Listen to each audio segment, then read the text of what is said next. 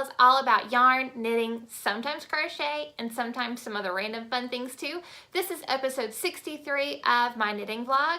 And before we get started, I just want to say a quick thank you to everyone who is joining me today. Welcome to new viewers, welcome back to returning viewers, and of course I want to let you know where you can find me across social media. I am Nitty Gritty Vegan on Ravelry.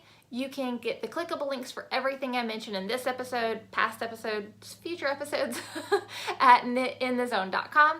You can go to Train Track Fiber Designs. That is my hand-dyed yarn shop. And you can also follow me on Instagram if you want. I have two accounts. I have one for Knit in the Zone and I have one for Train Track Fiber Designs. So I think that's everything. There is a link tree below. If you click that, it will bring a pop-up with everything I just mentioned, basically. So it's just one easy way to get all of the ways to find me, basically. So, all right. I have not been stalking anything. I kind of have my heart set on making the Puddles and Piers pullover that I showed you guys last week. It is a pullover with stripes, and then it has like some lace detail around the cuffs and hem of it.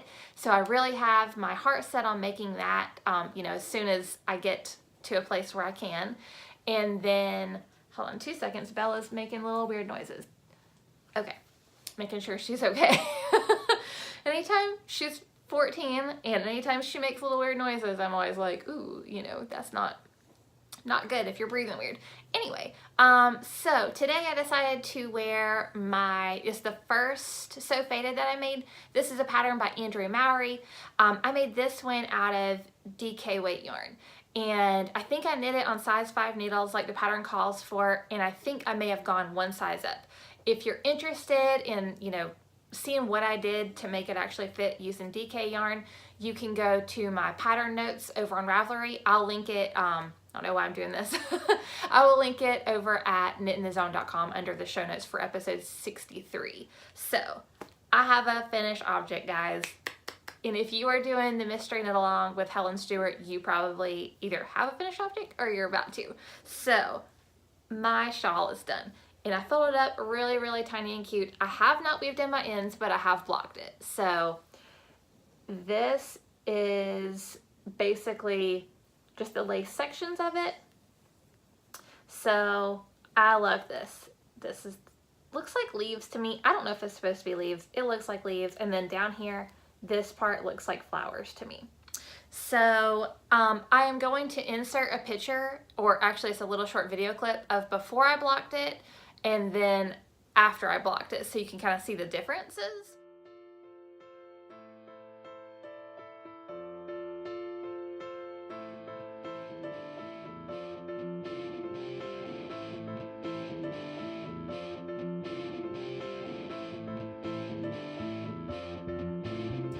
So as you can see, there's a really, really big difference there between before blocking and after blocking. I am a crazy heavy blocker. Like, I block stuff to the point where my blocking mats are wanting to like fold up like this on themselves. Whenever it starts to pull like that, I'm like, okay, I'm done.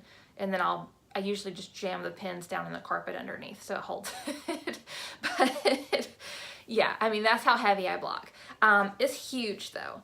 And if you just saw the video clip, which you did because I'm gonna put the video clip in there, you know this thing ended up growing quite a bit.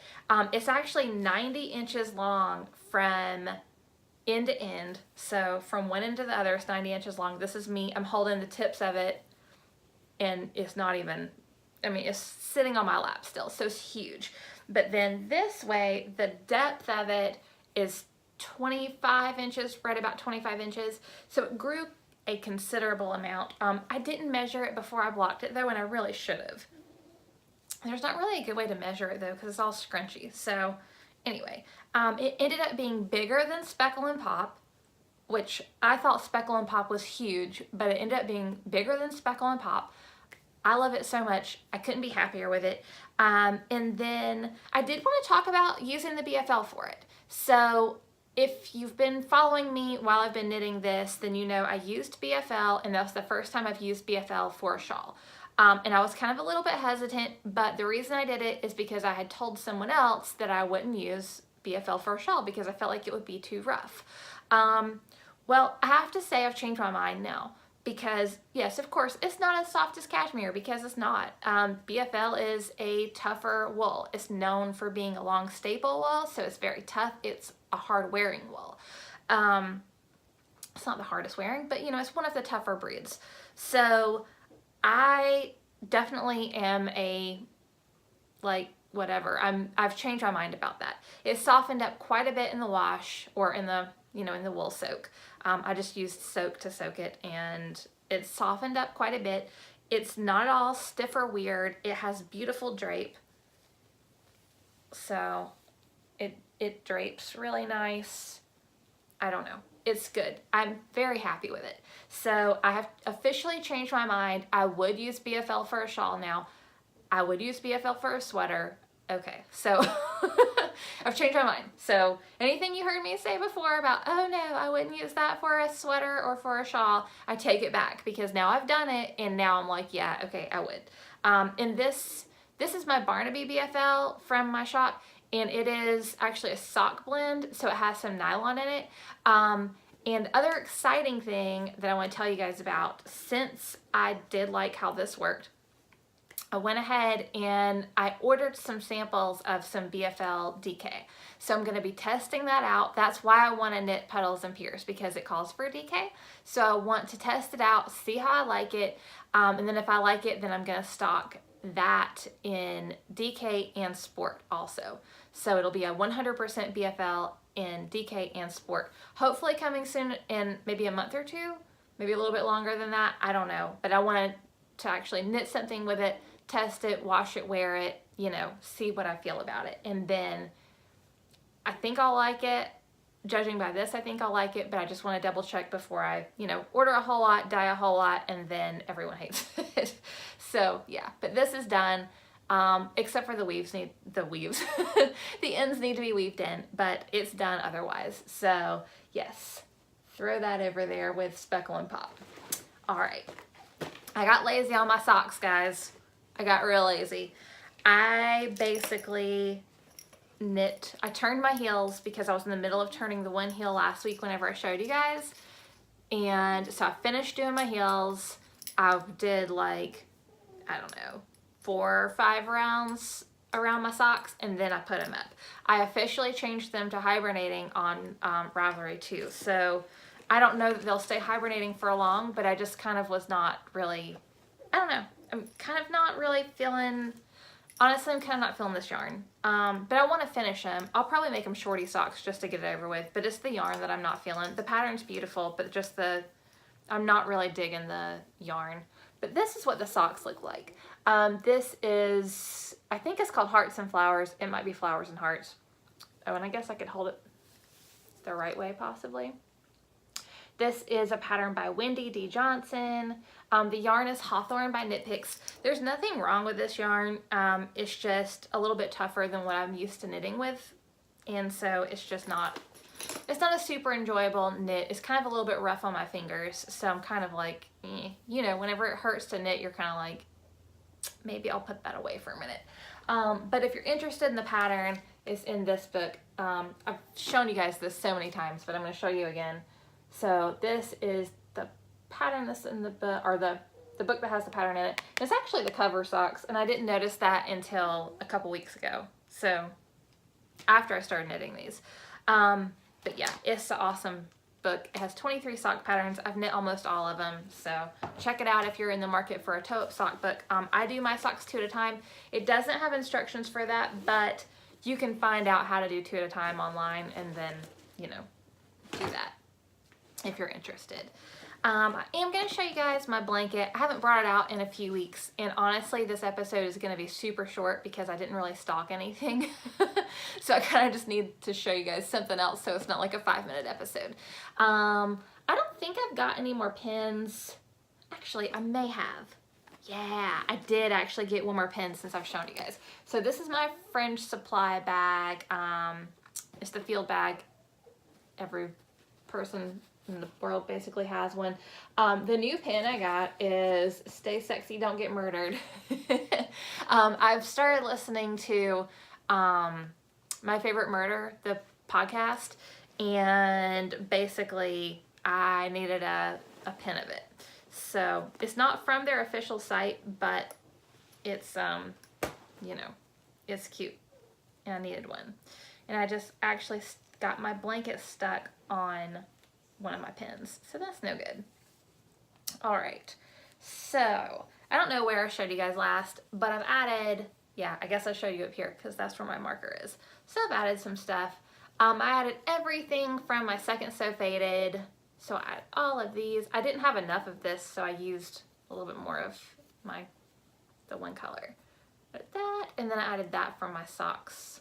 That last pair of socks I made the cable and lace. So I haven't added a whole lot, but this thing is also huge.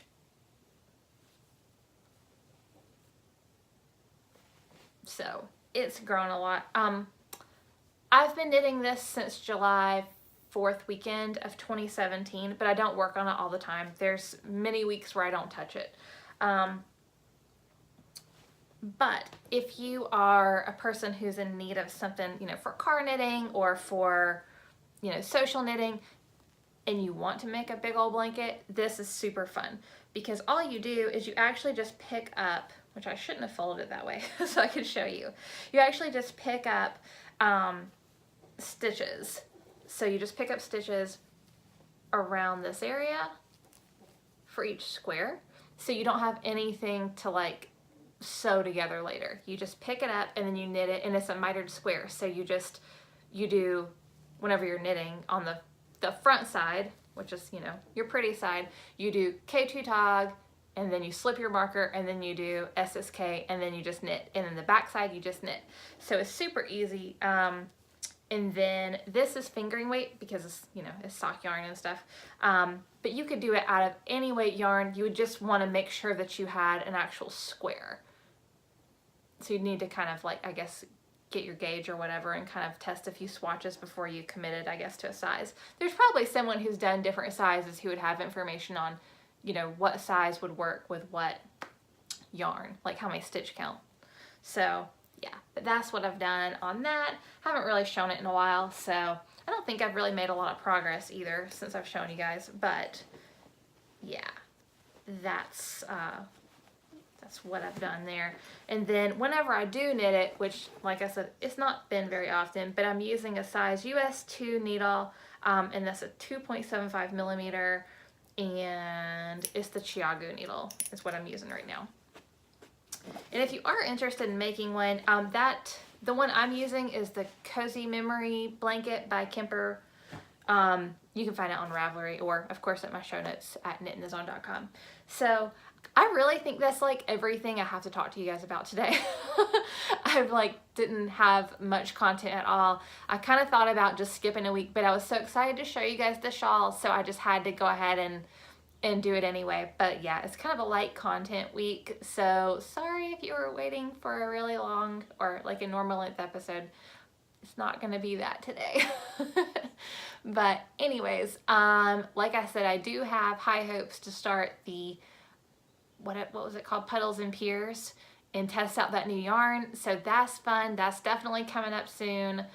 Hopefully the next time that I actually, you know, film an episode, I'll have that started so I can talk to you guys about it. So yeah, I'm really excited about that. Hope you guys are having a really good week. Thank you so much for joining me today. Don't forget to like, share, and subscribe. And oh yeah, the yarn sale in my shop is still going on. I think I'm gonna run it for about a month or so. Or probably until I add those new bases. Probably be what I do, because I'll have other fun colors then too. So anyways, yeah, check that out if you're in the market for yarn. traintrackfiberdesigns.com. Everything is on sale right now, and the prices listed are the sale prices. So yeah, thank you guys for joining me. I will see you guys next Thursday with a new episode. Bye guys.